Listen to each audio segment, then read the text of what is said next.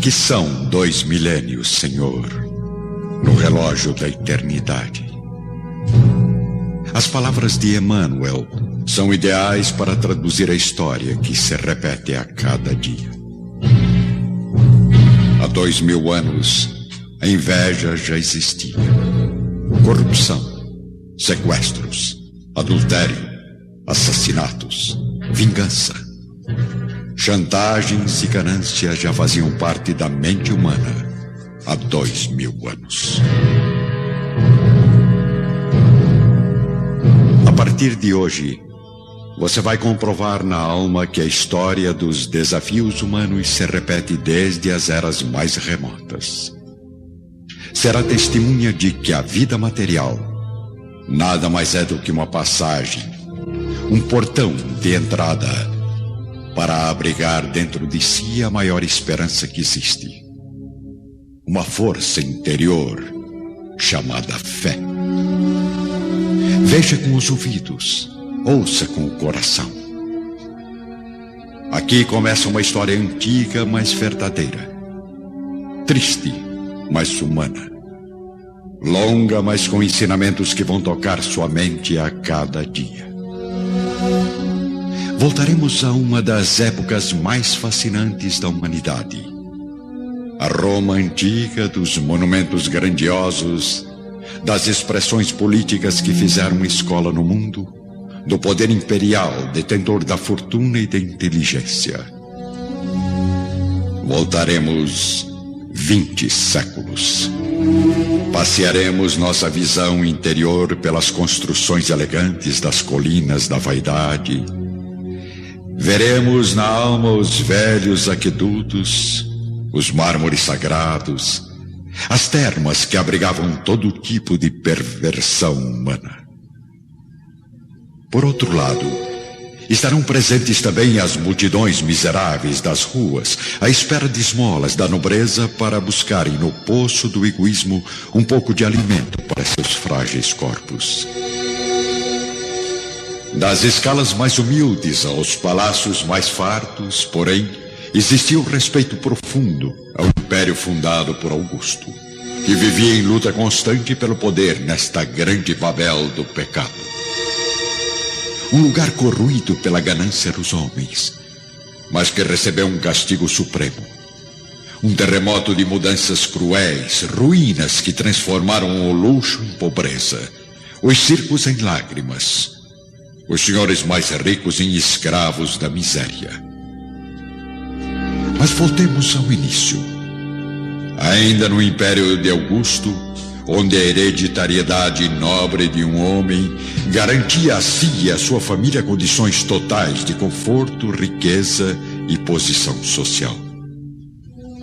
Estamos no ano de 31. Aqui começa a saga espiritual de Públio Lentulus, um senador romano que viveu todos os obstáculos da estrada da vida. Um ser que teve o privilégio de passar por este mundo e conversar pessoalmente, mesmo por apenas alguns minutos, com alguém muito especial.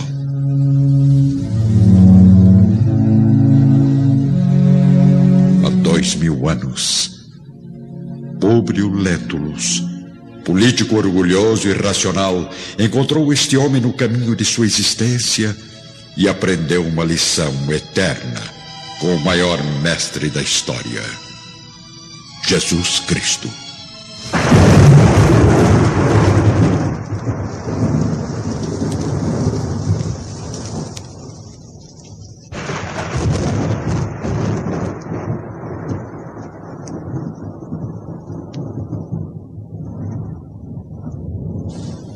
Venha comigo.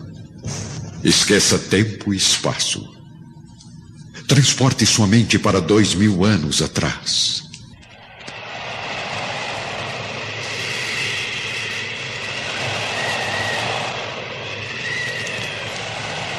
Estamos agora em Roma, num belo anoitecer, ameaçado apenas por algumas nuvens escuras no horizonte. Caminhamos entre as ruas estreitas e notamos uma construção imponente, majestosa. É a residência do senador Públio Lentulus. Homem ainda moço, descendente de uma família de cônsules da República. Em companhia de Públio está Flamínio Severus, também senador, um pouco mais velho que o nosso anfitrião.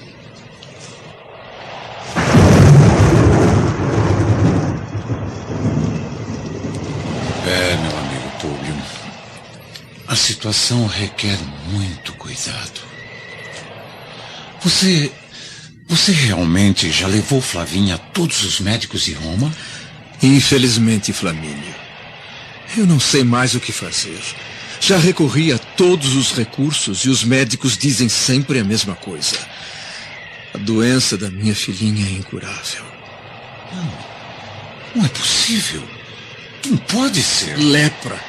É isso que a pobre criança tem.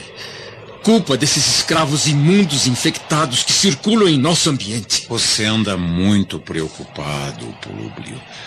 E isso está se transformando em revolta, meu amigo. Pense a respeito de uma longa viagem de férias a um lugar tranquilo. Um passeio assim vai fazer bem ao seu ânimo e até Flavinha, respirando novos ares, talvez tenha melhoras de saúde. Talvez, Flamínio, talvez. Mas mudemos de assunto. Como estão os seus filhos? Cada vez maiores. Plínio é um garotão forte e genioso como avô. A Agripa já é mais calma, introspectivo. Você já sabe, hein? Os dois são futuros pretendentes à mão da Flavinha. Só depende da sua aprovação, é claro. Aprovar eu aprovo, meu amigo. Se a pobre menina conseguir sair viva desse pesadelo.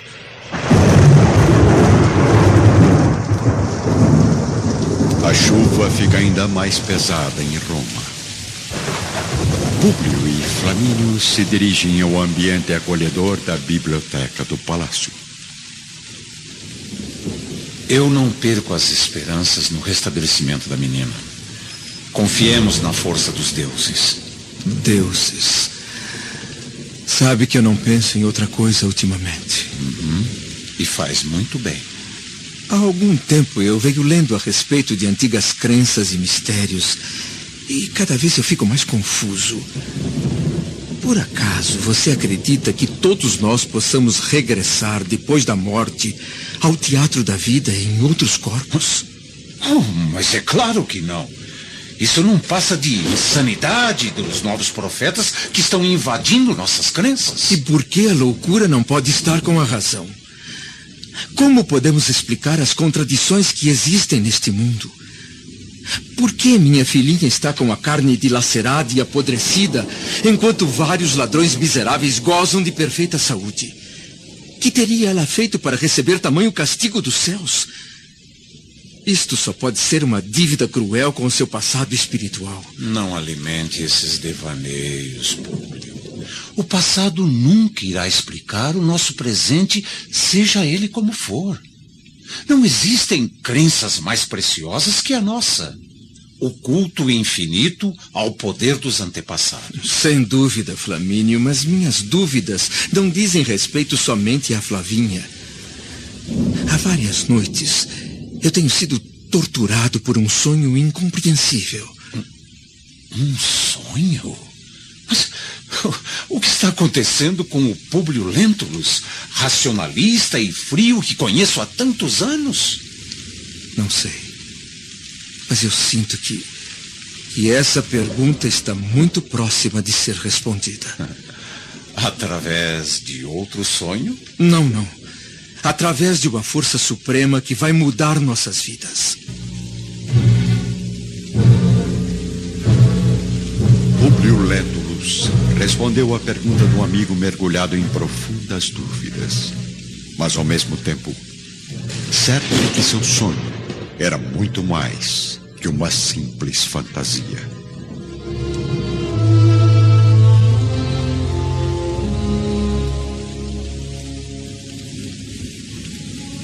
Realidade ou não, eu me vi vestido de cônsul nos tempos da República.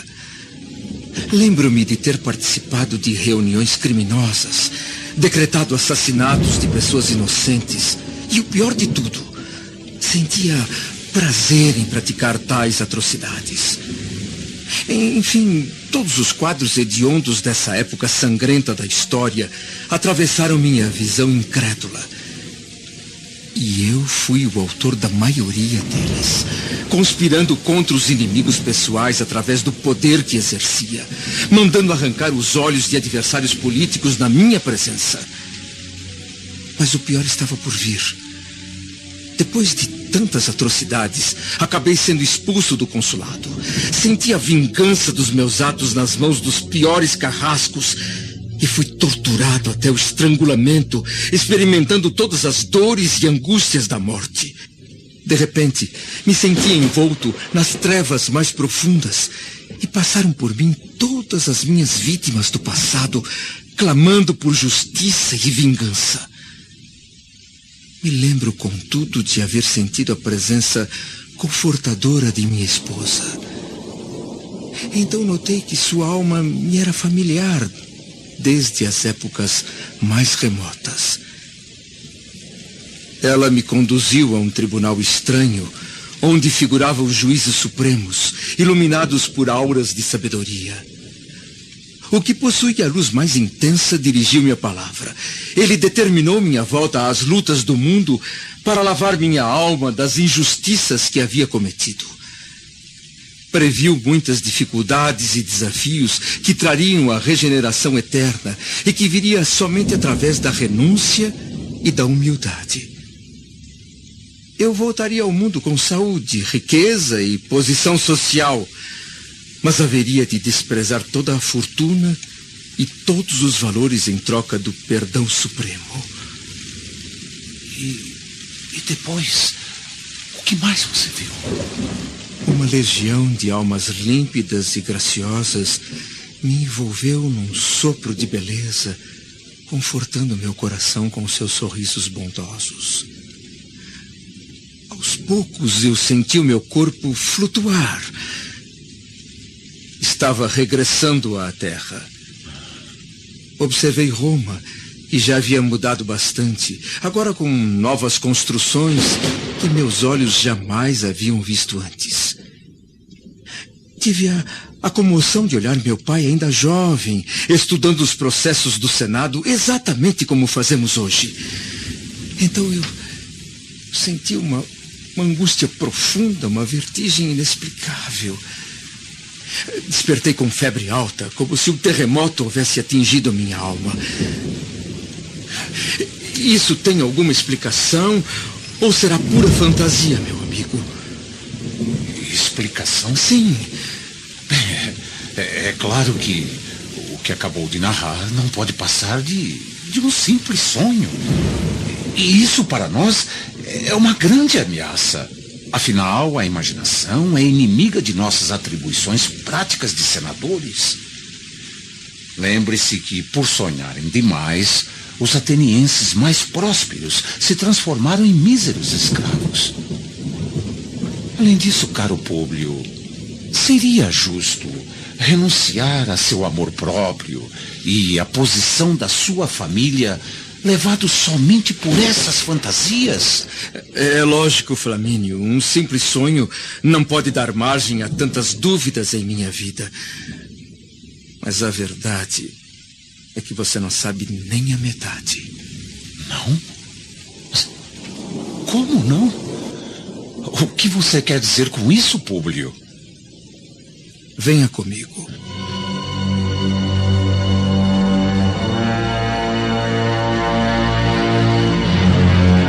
Públio conduz o amigo à grande câmara subterrânea, onde guarda seus mais sagrados pertences. Entre antigos documentos e estátuas, Públio se aproxima de uma velha imagem de cera.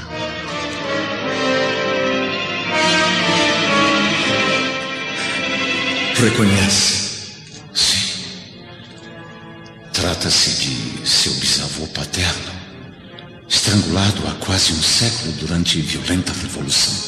Públio Lentulus Sura, assassinado há exatamente 94 anos.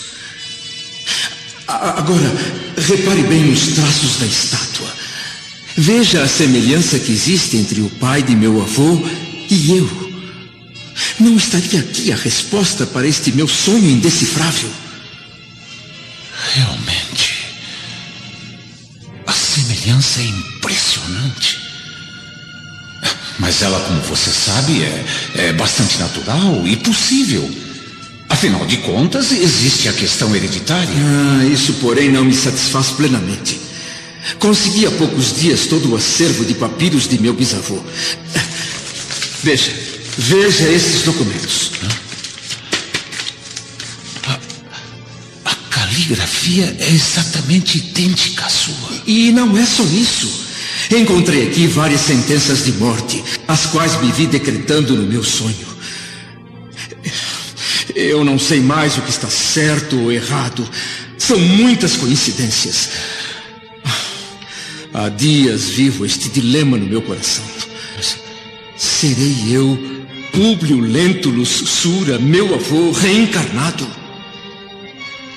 Frente a tamanhas provas de lucidez do amigo, Flamínio vê suas explicações racionais se desmoronarem, mas busca novas alternativas para defender suas crenças e tradições que considera superiores.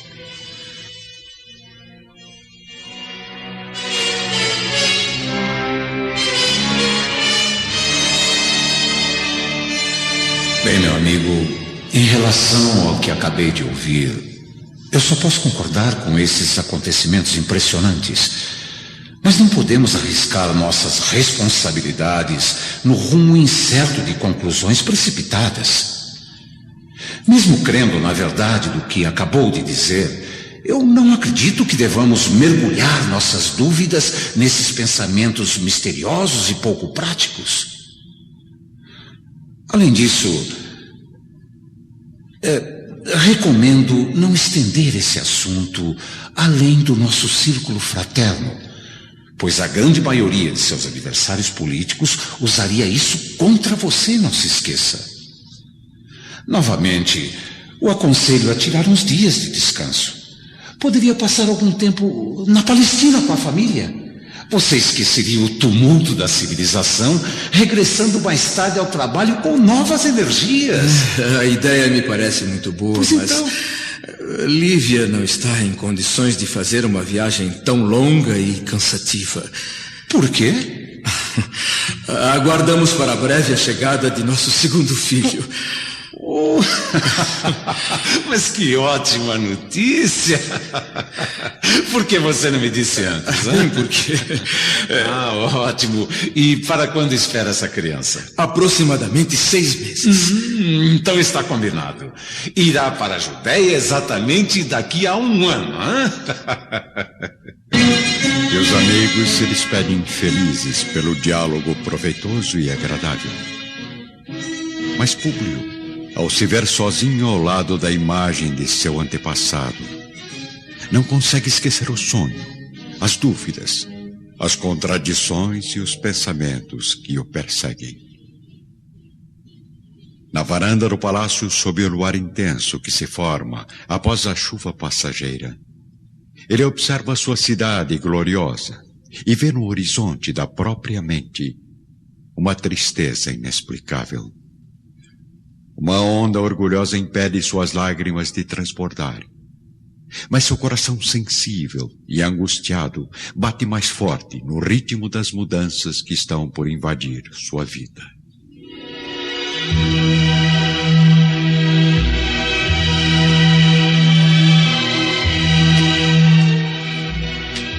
Com o início do Império, a mulher romana, de modo geral, se entrega aos prazeres do luxo excessivo e esquece as obrigações domésticas.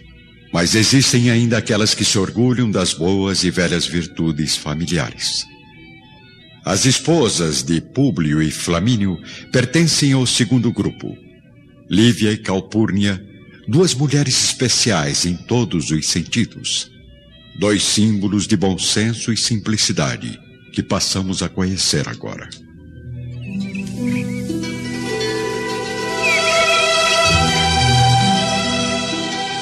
Só os deuses sabem como tenho vivido, desde a notícia de que a doença de Flavinha é incurável.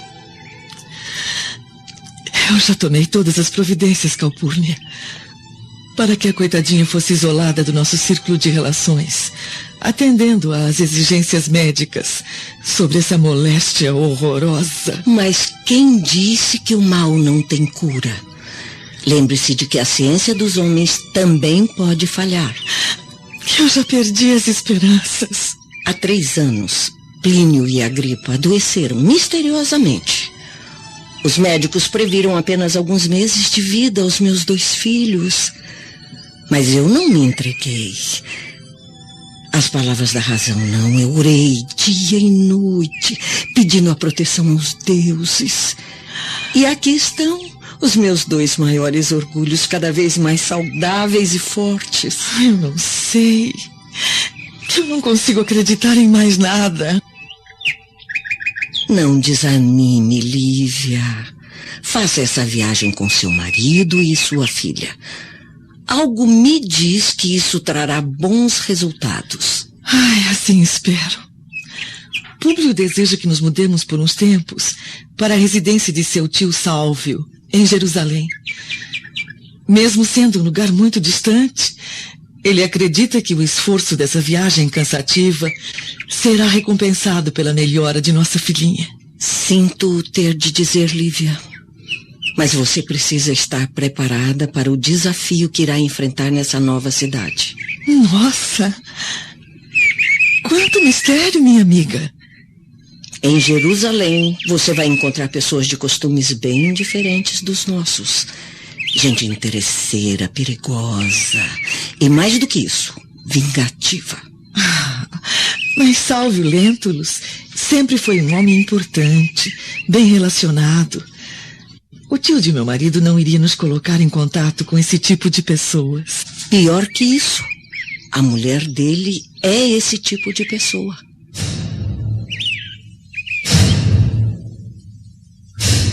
Ao ouvir o conselho da amiga, Lívia sente o primeiro impacto das surpresas que aconteceriam em breve na sua vida.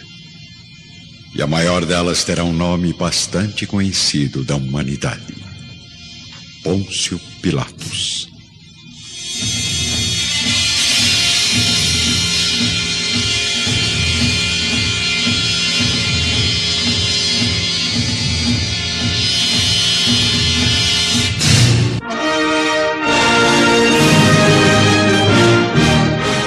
Participam da radiofonização do romance há 2000 anos os atores: Jesus Cristo, Armando Tiraboschi. Narrador, Araquém Saldanha. Públio Lentulus, Ézio Ramos. Flamínio Severus, João Paulo Ramalho.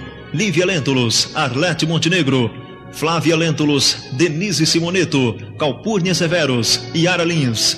Plínio Severus, Nelson Batista. Agripa Severus, Wendel Bezerra. Sálvio Lentulus, César Montes Claros. Fúvia Lentulus, Gilmara Sanches. Pôncio Pilatos, Aldo César. Saúde Gioras, Orlando Vigiane Filho. André de Gioras, Walter Breda. Sulpício Tarquínios, Jorge Barcelos. Cláudia Pilatos, Maria Clara Fernandes. Ana, Líria Marçal. Simeão, Eleu Salvador. Semele, Fernanda Guerra. Aurélia Lentulus, Neuza Azevedo. Araches, Carlos Silveira. E ainda Dirceu Kapuchinski, Paulo Wolff, Gonzaga Pedrosa, Nível Diegues, Iguatemi Costa Pinto, Sérgio Carvalho, Paulo Almeida, Hermano Tiago, Gilda Vandenbrande, César Leitão, Luiz Antônio, Alberto Amorim e Celso Batista. Adaptação para o rádio, Paulo César Jordão Figueiredo. Técnico de gravação, Edson Caetano. Sonoplastia, Dirceu Kapuchinski e Eduardo Profeta. Técnicos de montagem, Luciano e Eduardo Profeta. Direção de estúdio, Ézio Ramos. Direção geral, Paulo Figueiredo. Os direitos autorais sobre a obra literária há 2000 anos, Romance de Emmanuel, psicografado por Francisco Cândido Xavier, pertencem à Federação Espírita Brasileira, que gentilmente autorizou sua radiofonização. Uma iniciativa de José de Paiva Neto, diretor-presidente da LBV Mundial. Uma realização, Legião da Boa Vontade.